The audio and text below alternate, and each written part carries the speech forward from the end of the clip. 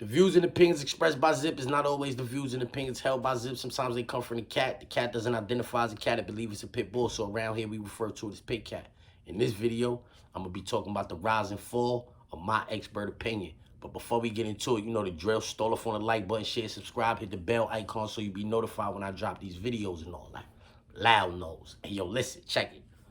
I just seen a video, Mav Hoffa talking about the barbershop is a dub. And with that being said, my expert opinion is a dub. If you don't got the barbershop no more, you're going to have to rebrand that whole situation. This is bad news for the hip-hop community. Although I wasn't a fan of the show after certain people came on there, I was once a fan of the show, and I felt like it was a good outlet for people to come on. You know what I'm saying? I felt like it was a good day. I feel like it was a good situation, as did everybody. You know what I'm saying? Because he got 1 million subscribers. You know what I'm saying? All kinds of rappers from down south, out west, out the country, everywhere. Everybody was showing love to the My Expert Opinion show. They came on there. They sat down. The legends, old school, new school. It didn't really matter. Everybody pulled up. We got some legendary interviews with some rappers that's no longer here with us. You know what I'm saying? So you got to give him his props. I'm saying that the podcast definitely did his thing, you heard?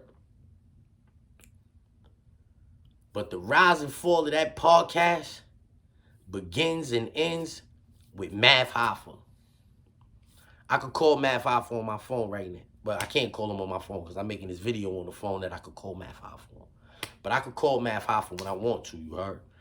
Even though we had our differences on the internet, you know what I'm saying? Like, we have become cordial, you heard? Like, you know what I mean? Even to the point where, so like I said, I could call him right now. You feel me? Anyway, I feel like Mav Hoffa didn't stick to the #1 rule of the internet. The #1 rule of the internet is consistency beats quality. They tell me all of the time, change the couch, buy a new couch, buy a new furniture. No, I'm not doing that. Homer Simpson never changed his furniture. Why am I going to change mine? This couch is not broke. Yeah, it's not broke. Why am I going to buy a new couch? I did 20 years in jail. I don't got to buy no new couch. I'm going to buy a couch when I buy a new crib. You understand? Or if it break. If the couch break down, then I got to go get a new couch. But until then, the couch is serving the purpose. Yeah. You understand what I'm saying? Mav Hoffa, he went with quality over the consistency. Quality over the consistency. When they was just coming on, it's hard for, it's back rapper, church rap rapper, all these rap rappers that you go smack rappers, right? Most people, I didn't like that. I don't know who did, but that's what they was used to. When the show come on, that's what you used to. It's hard for the black rappers, smack rappers, the only smack rapper that you know smack rappers, right? That's how the joint come on. And everybody like, yo, nah, I mean, you already know what you getting ready for. But then, if you go back for like 6 months now, it's all kind of Mav Hoffa songs. People never jacked Mav Hoffa as a rapper like that. As a battle rapper, he had a good, solid fan base, which he was able to parlay over into the podcast lane, you heard? But he never had a solid enough fan base to sell records in the music industry.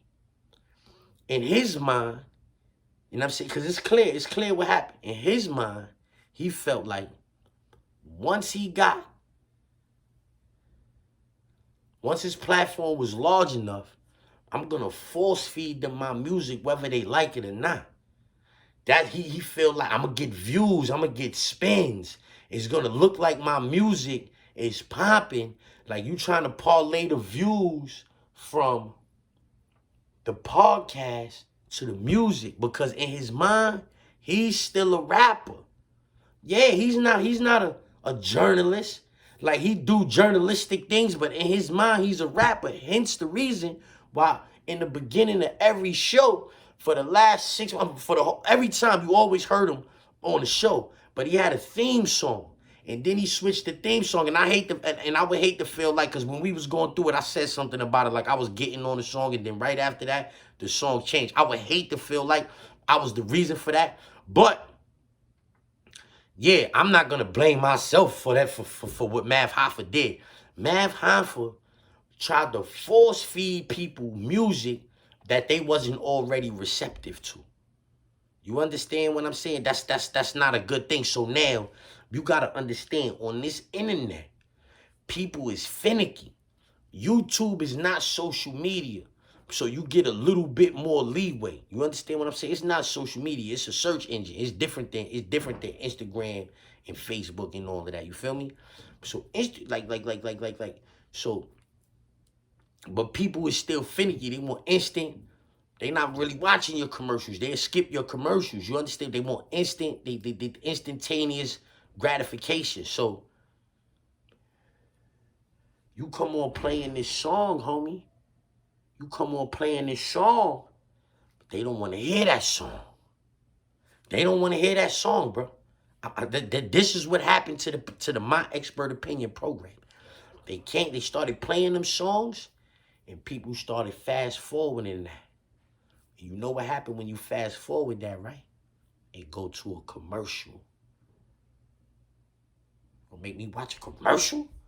I'm out of here. And they started dipping off on you. And your views started going down. All you got to do is go back and look at the trend.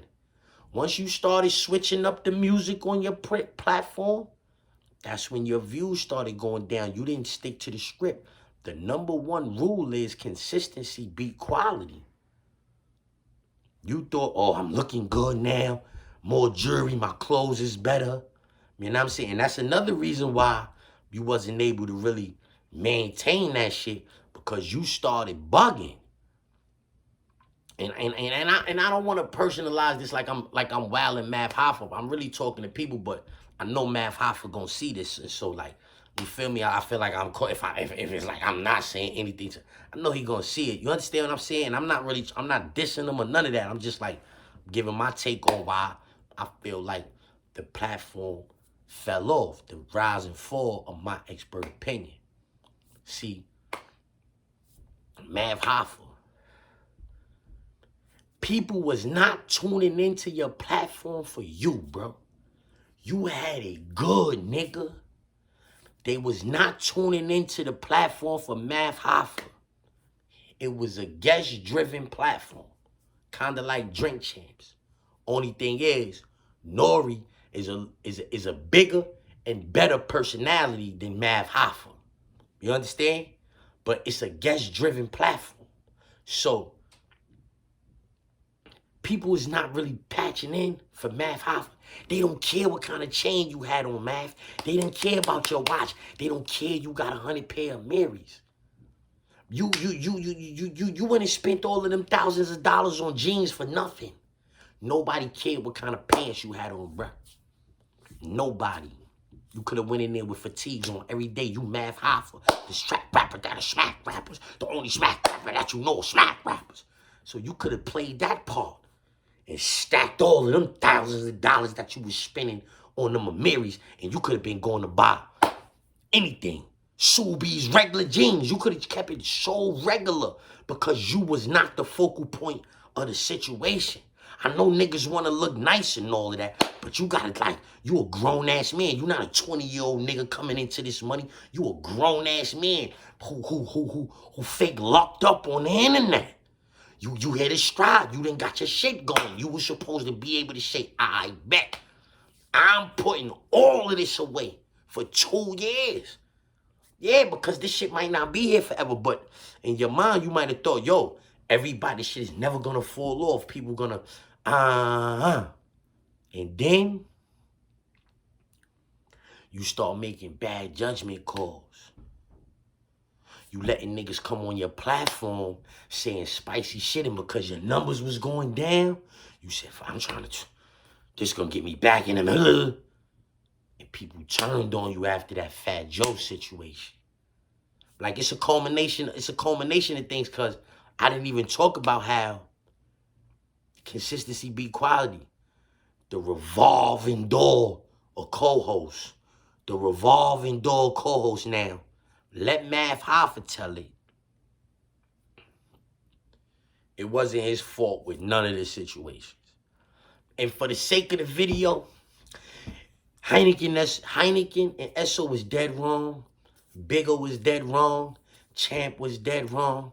Everybody's wrong. Everybody except for Math Hoffa. Nobody is wrong except for Math Hoffa, you heard? Nobody. Everybody's wrong except for Math Hoffa. People like consistency. Some of them fans grew to become Esso fans, Heineken fans, right? And then you got them out of there, right? So now, they wasn't bigger fans before, but Bigger been there with you, so now they bigger fans. And then whoever you bring in after that, Champ, they Champ fan. They grow to like Champ. And then you get bigger out of there. And it's like, damn, homie, just started to like this nigga. Right? But it ain't your fault. It's this nigga fault. He had to go. Heineken and Esso had to go. Bigger had to go. And then Champ gotta go. And it's like, damn, we like the nigga Champ too. You just getting rid of everybody we like.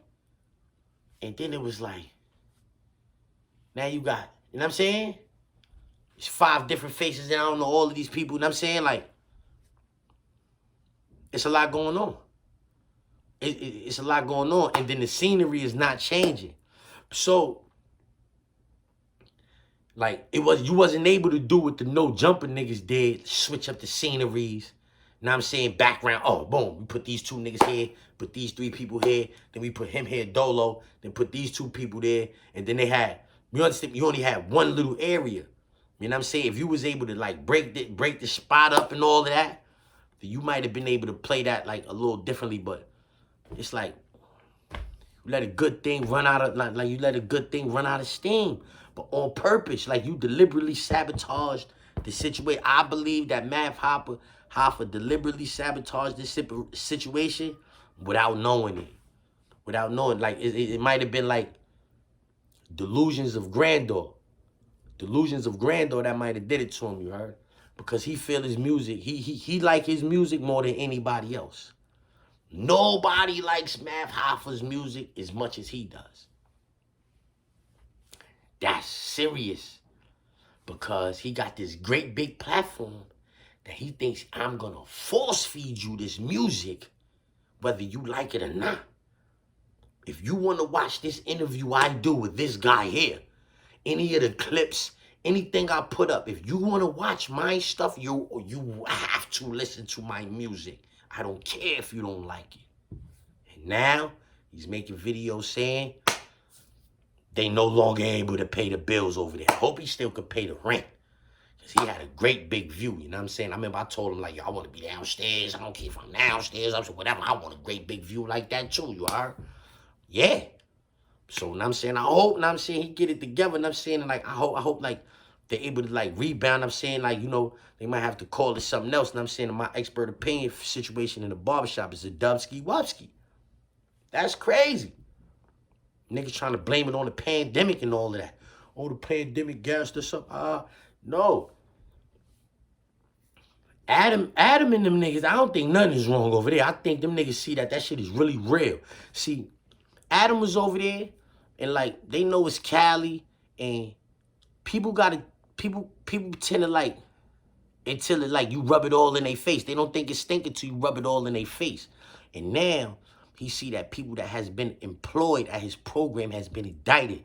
Federal RICO charges and all of that. No, it's real out here. These people was charged with killing people. He didn't sat shoulder to shoulder with Big U like it was a game. And them niggas got murders and all of that on the indictment. And I think he really trying to say, like, I'm going to say I ain't getting no money over this no more. And I'm trying to get up out of here. Yeah, I'm going to try to get up out of here, like, yeah, because I don't want nothing to do with what?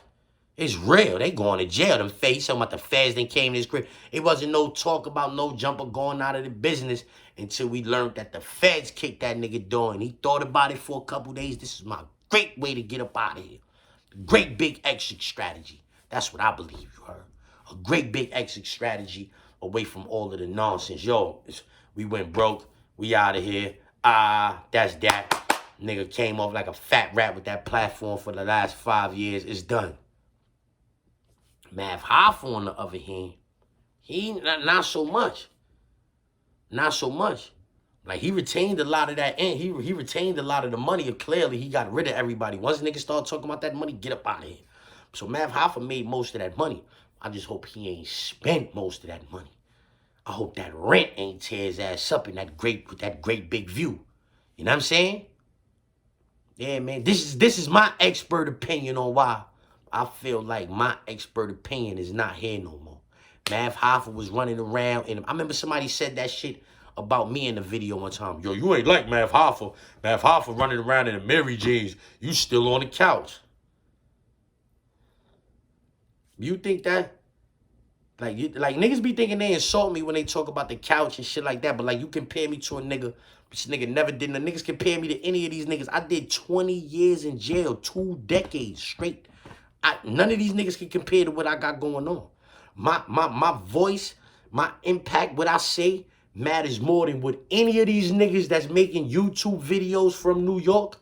None of these niggas really like matter as much as me, like in the streets of New York. You heard? And I'm fine with that.